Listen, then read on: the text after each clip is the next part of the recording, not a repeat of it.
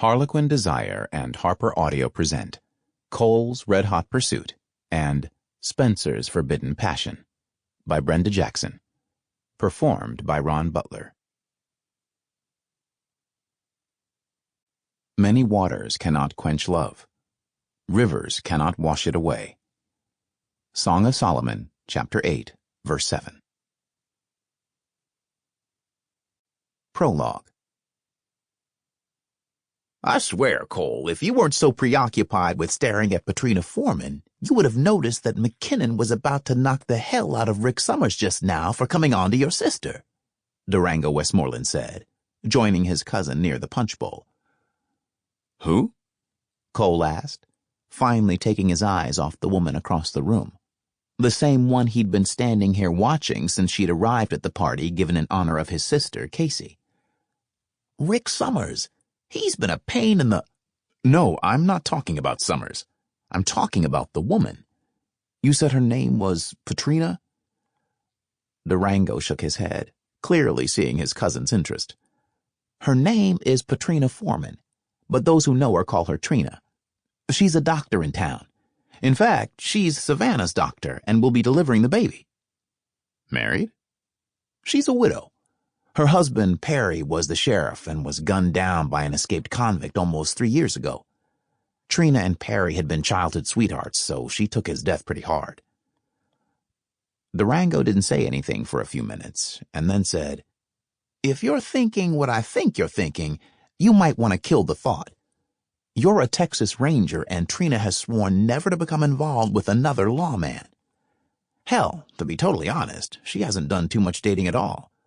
Other than her work, Trina's life basically stopped when Perry died."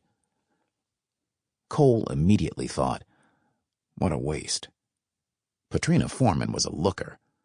She'd certainly grabbed his attention the moment she'd walked in the room. He couldn't recall the last time something so potent had happened between him and a woman. And there was no way he would let the party end without at least getting an introduction, especially when he'd felt the strong sexual chemistry between them when their gazes had caught and held.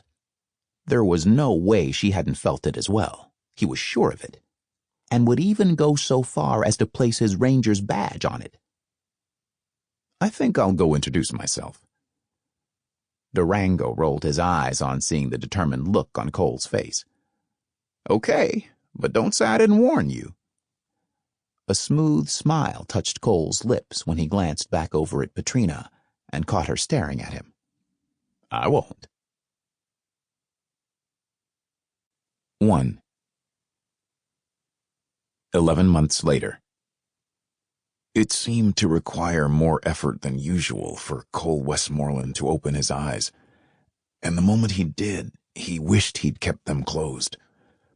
A sharp pain ripped through his body, starting at the top of his head and working its way down to the soles of his feet.